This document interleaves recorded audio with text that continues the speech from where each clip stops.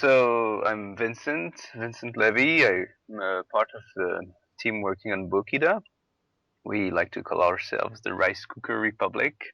So basically, it's like an independent video game collective, just a structure we put together to just have a kind of label to identify ourselves. Mhm. And so we've been working on Bokida.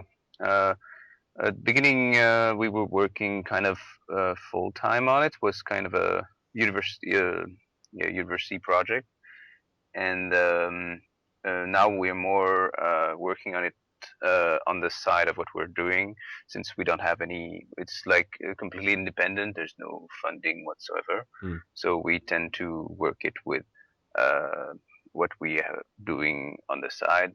And on the project, I've been mostly working on the game design, basically some of the graphic design early on, not so more now because we the team basically grew over time. So now we are 8 people total. Mhm. Total. Mhm. Um, and I also worked a lot on uh, the pre-production phase, the research, and now I'm more involved in working out the narrative because, as like you said, we are turning it into a kind of a full product. Mhm. So uh, there's some sort of narrative that comes into play, Okay. and it needs some design, obviously. So So, I've been. the game obviously first person, crafting, puzzling, very abstract looking. How did the Yeah. idea for the game come about?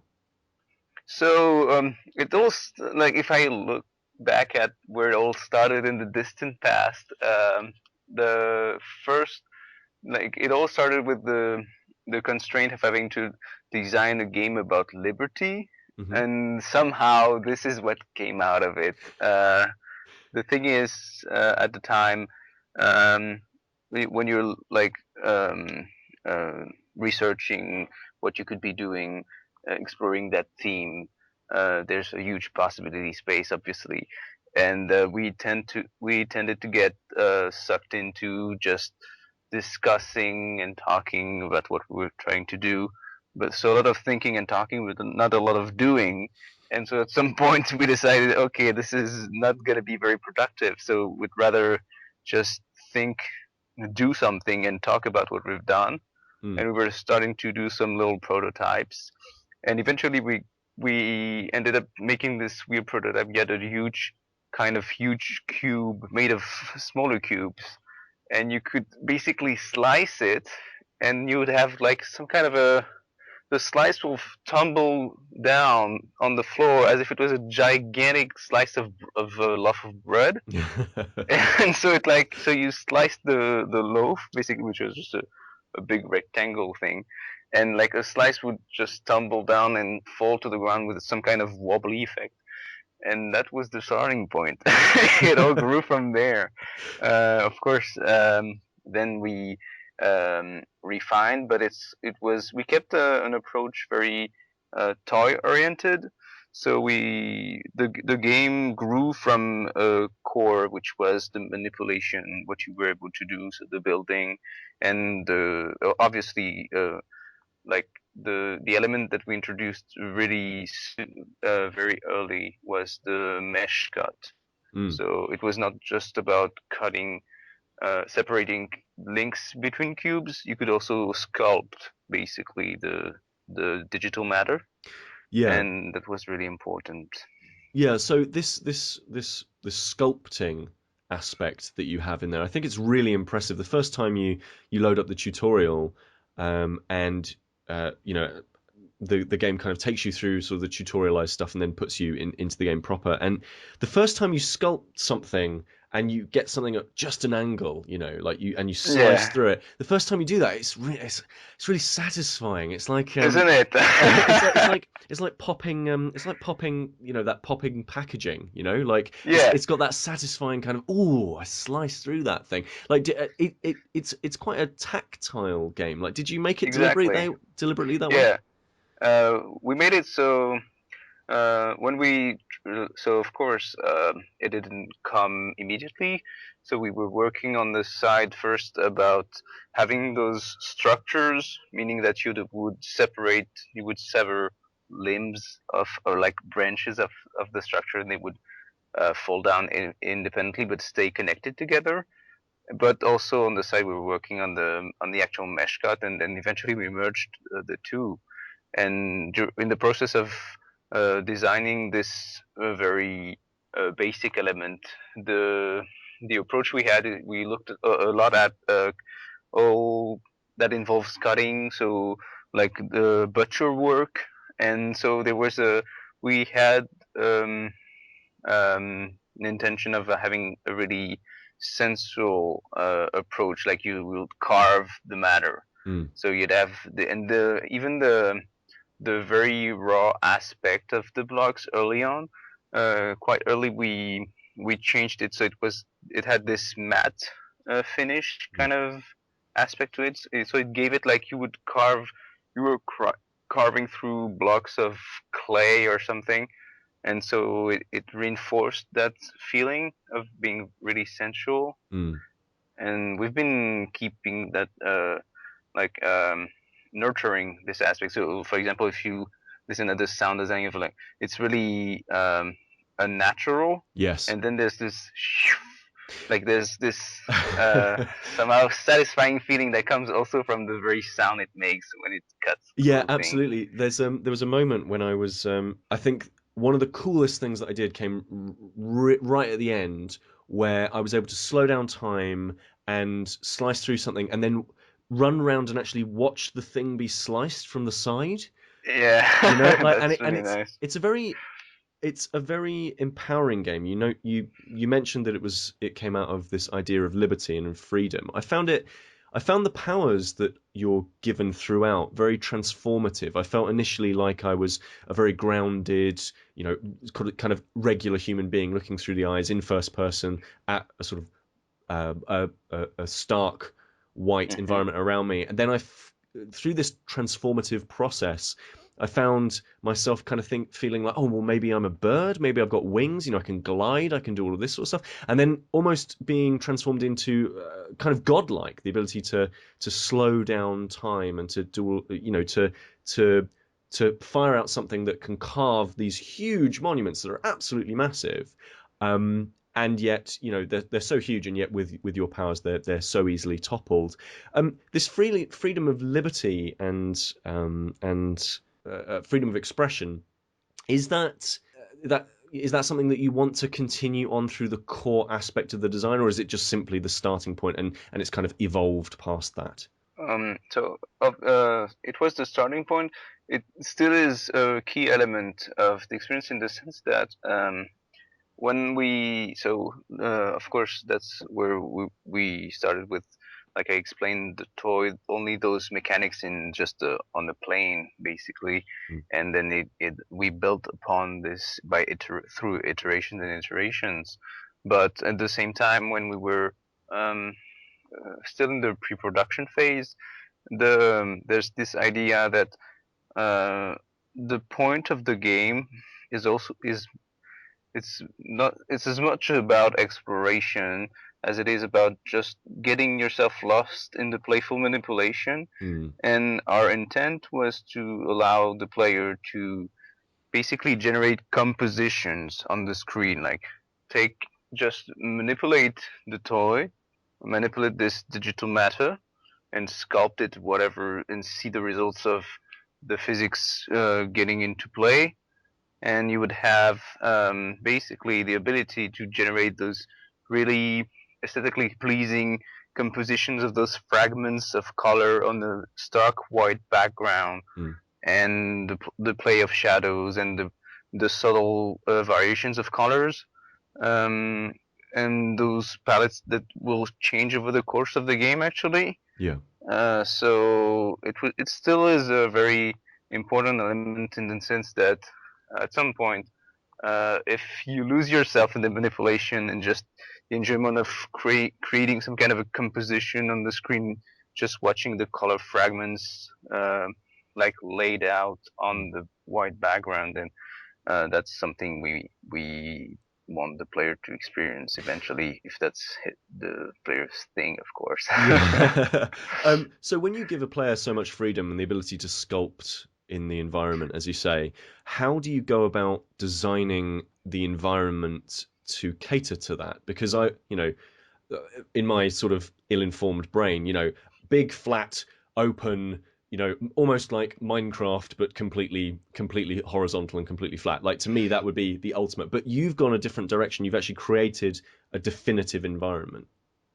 Yeah, so the interesting aspect here is that our approach was, we still uh, somehow, sorry, uh, allow, not allow, but provide some kind of open plain, some open space, very wide and open areas.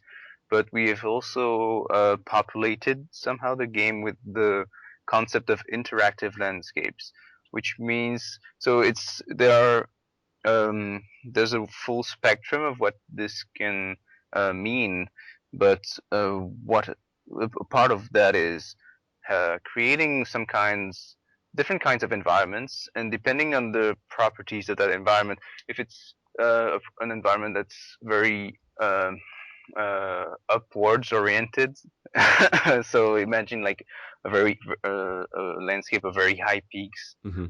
you tend to drive the manipulation upwards.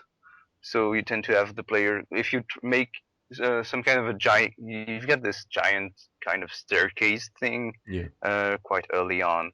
And interestingly enough, you'll notice if you look at all the let's play videos on YouTube, uh, almost systematically the players will be driven to that landmark kind of thing, Yeah. and following that curve of those platforms going up, they will basically kind of build a staircase alongside it or try to climb upon it.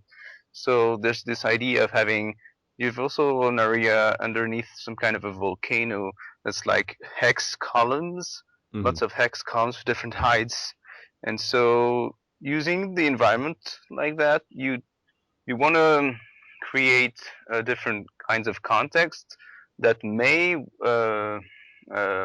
motivate the player to try a different approach in how you use the toy, Mm. basically because you will be trying to match something environment, or like the environment will drive you in a certain direction, and you'll want to orient your manipulation in that direction. Mm. You were talking about guiding the player, and I feel like the first person shooter, especially in the 360 PS3 era, became extremely guided. Games like Call of Duty, which of course have their own place, they are very they funnel the player Mm. very directly. And if you deviate, the game doesn't particularly like it. Whereas with Bokida, I found that the game was so hands off, almost to a fault actually, that it was allowing me to explore the environment and kind of encouraging me to do so by not actually saying anything. The tutorial is the most amount of text that you really see on the screen at any one time in such a concentrated form. Do you feel like exploration, like that environments in video games aren't being developed in such a way that they can be explored in such a way as, for example, classic RPGs like Ultima would encourage you to do? Is hand holding something you're not really interested in? So obviously, like I said, if if we are trying to allow the player to lose himself in the manipulation, we want the design to be very open ended. But at the same time, as you expressed yourself right now, and as you can see in the playable demo, um, there's uh, a way of guiding the player by having those kinds of landmarks, suggesting that, oh, if you go that way, you may find something else behind.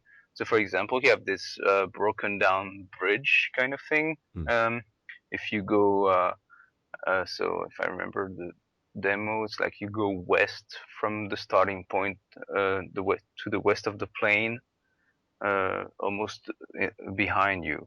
And so this broken down bridge that's not connected to the landmass you're in, but you can see that it's aligned with some kind of a crevice in Mm. the cliffs in front of you. So you know that the space extends and develops in that direction.